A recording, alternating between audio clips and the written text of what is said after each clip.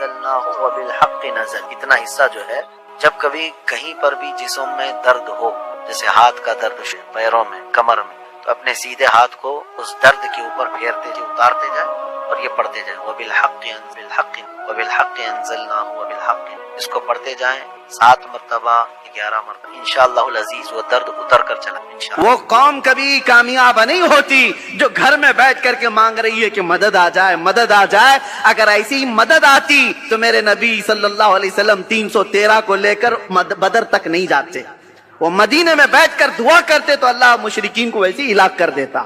اگر نبی پاک صلی اللہ علیہ وسلم مسجد نبوی سے ہاتھ اٹھا دیتے، احد کے سارے مشرکین ویسے ہی مر جاتے۔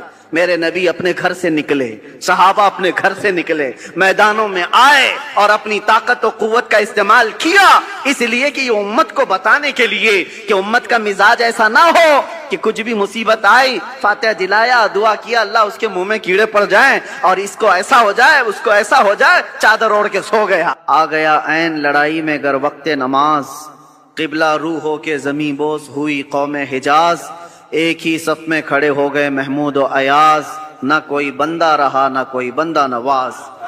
یہ اسلام کی خصوصیت ہے میرے عزیزو، اور اس خصوصیت کو ہمیشہ قائم رکھنا ہے۔ ایک بات، بہت مختصر سا وقت ہے، مولانا نے تو اس کو جلسہ بنا دیا، ورنہ تو یہ جمعہ ہی ہے، جمعہ الگ ہوتا ہے، جلسہ الگ ہوتا ہے۔ میں آپ سے ایک بات عرض کرنا چاہتا ہوں، برسوں سے آپ اس عبادت خانے میں یا جہاں پر بھی اپنی پیشانی ٹیکنے کے لیے جاتے ہیں، بچپن سے تو آپ مسجدوں میں جا رہے ہوں گے، ایک مسجد ایسی کوئی مجھے بتا دو جہاں خدا کی کوئی تصویر لگائی گئی ہو، کہیں ہے؟ چلو یہاں نہیں ہے تو مولانا نے کبھی شکل بتائی ہے کہ اللہ ایسا ہوتا ہے، خدا ایسا ہوتا ہے؟ نہیں بتایا۔ یہ پوری دنیا کی واحد قوم، ایک ہی قوم ایسی ہے جو بنا دیکھے سجدے میں چلی جاتی ہے۔ ہر قوم کو دنیا میں جا کر کے آپ دیکھنا، سرچ کر کے، سب کو جھکنے کے لیے کوئی نہ کوئی مورتی کی ضرورت ہوتی ہے۔ وہ سامنے دیکھتے ہیں پھر جھکتے ہیں، اور چاہے وہ کسی بھی دین میں ہو، سب نے اپنا اپنا کچھ نہ کچھ بنا رکھا ہے۔ عیسائی اگرچہ خدا کی عبادت کی بات کرتے ہیں، لیکن انہوں نے مریم اور حضرت عیسیٰ علیہ السلام کی بھی مورتیاں بنا لی ہیں۔ یہودی اگرچہ اللہ کی عبادت کی بات کرتے ہیں، لیکن نبیوں کی مورتیاں انہوں نے بھی بنا رکھی ہیں۔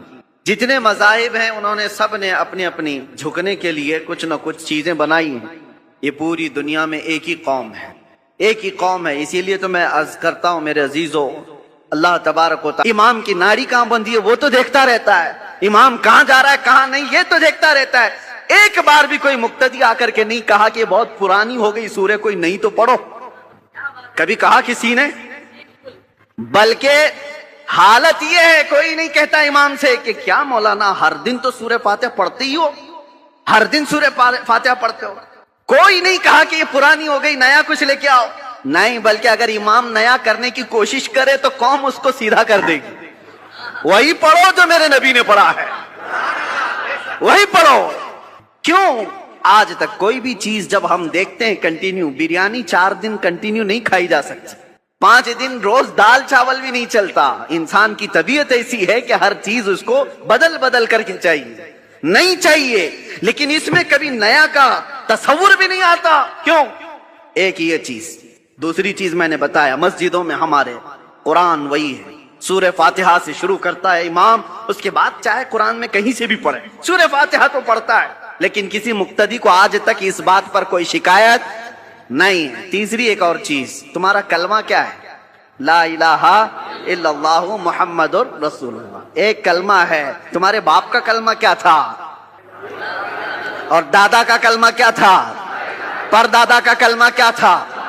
صدیوں سے ایک ہی کلمہ چل رہا ہے، ایک ہی کلمہ ہے، لا الہ الا اللہ محمد رسول اللہ۔ یہ کلمہ کبھی آپ نے اپنے ابا سے بھی نہیں پوچھا، مولانا سے بھی نہیں پوچھا، بہت سال ہو گئے کوئی نیا کلمہ تو لاتے ہیں، تھپڑ لگے گا کہ نیا نہیں اس میں، یہی پرانا ہے۔ بلکہ حالت یہ ہے دوسرا کوئی ڈائلاگ ہو، کوئی گانا ہو، کوئی بھی چیز ہو، 4 مہینے 6 مہینے چل سکتی ہے، سال بھر 2 سال، اس کے بعد وہ سننے کو دل نہیں کرتا۔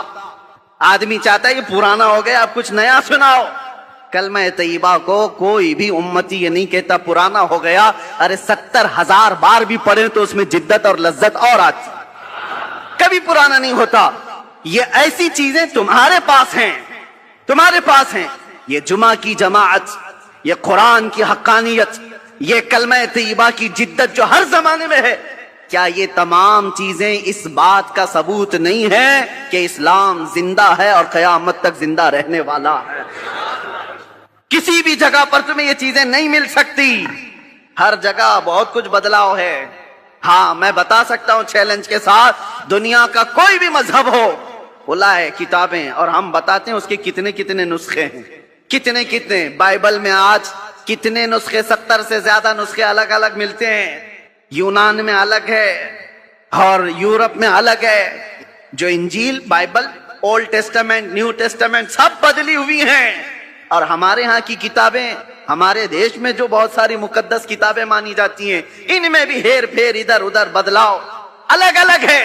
لیکن افریقہ سے لے کر امریکہ تک، ہند سے لے کر کے آپ کسی بھی کونے تک جاؤ، قرآن سورہ فاتحہ سے شروع ہوتا ہے، والناس پر ہی ختم ہوتا ہے۔ فرقے بہت ہوئے دین میں، اسلام میں بہت سارے فرقے ہوئے، لیکن اس میں کسی کا اختلاف نہیں آیا۔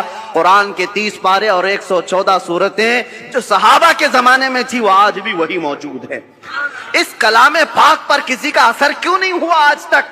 کوئی قرآن نہیں بدل پایا، کوئی ایک پارا تو چھوڑو، ایک سورہ تو چھوڑو، ایک حرف بھی نہیں بدل پایا، زبر زیر اور نقطے بھی اس کے بدل نہیں پائے۔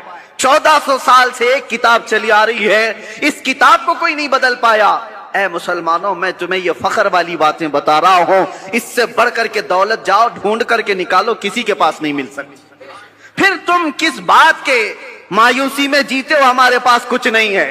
اتنی بڑی دولتیں جس کے پاس ہے، اسے سر جھکا کر نہیں، سر اٹھا کر جینا چاہیے۔ دنیا میں سر اٹھا کر کے جیو۔ اللہ رب العزت کے دی ہوئی یہ ساری نشانیاں تمہارے پاس موجود ہیں۔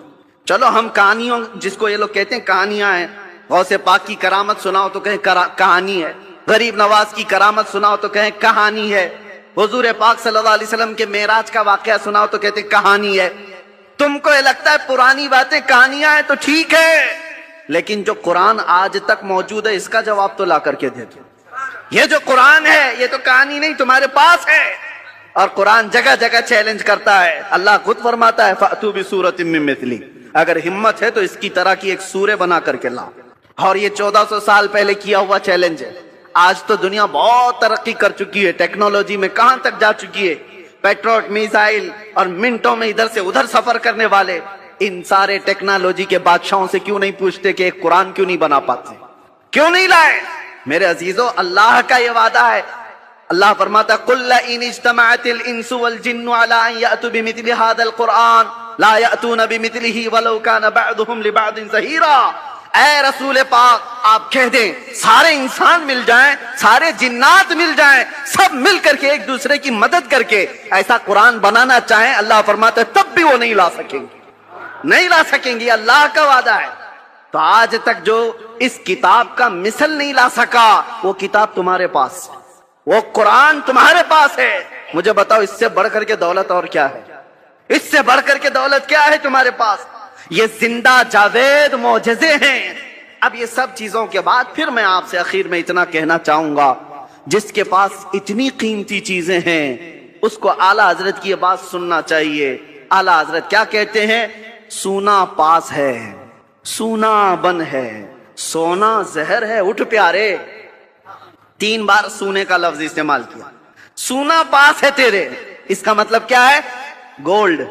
سونا پاس ہے، سونا بن ہے۔ بن کہتے ہیں جنگل کو، سونا جنگل سنا ہے نا، خالی پڑا ہوا جنگل ہے جہاں درندے، اس کو سونا جنگل کہتے ہیں۔ یعنی سونا پاس ہے تیرے، گولڈ پاس ہے، اور جنگل والا راج ہے، اور ایسے وقت میں سو کر کے رہنا یہ تو زہر ہے، اٹھ پیارے۔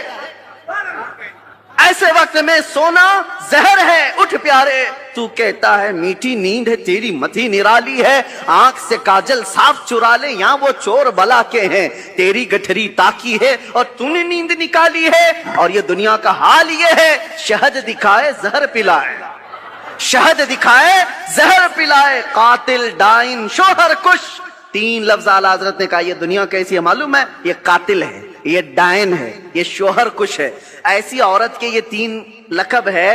قاتل مطلب مرڈر کرنے والی، اور ڈائن کہتے ہیں وہ عورت جو روز شوہر بدلتی ہو، روز شوہر بدلتی ہو، اس کو ڈائن کہتے ہیں۔ یہ عورت کے لیے گالی ہے. اور شوہر کش کس کو کہتے ہیں؟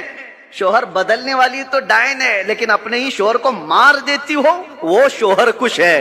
دنیا کو اعلیٰ حضرت کہتے ہیں تینوں چیزیں یہ دنیا کے اندر ہے. جو اس سے محبت کرتا ہے، جو اس کے پیچھے بھاگتا ہے، یہ دنیا اس کو مرڈر کرتی ہے، اس کا قتل کرتی ہے اور پھر بدل لیتی ہے. دوسرا آ جاتا ہے، آج لاکھ روپے تمہارے جیب میں، کل یہ پیسے کسی اور کے جیب میں. یہ روز بدلتی ہے اپنا عاشق، اور پھر جو اس سے عشق کرتا ہے اس کو مار بھی ڈالتی ہے، مار ڈالتی ہے. اعلیٰ حضرت فرماتے شہد دکھائے، زہر پلائے، قاتل ڈائن شوہر کش، اس مردار پہ کیا للچائے، دنیا دیکھی بھالی ہے.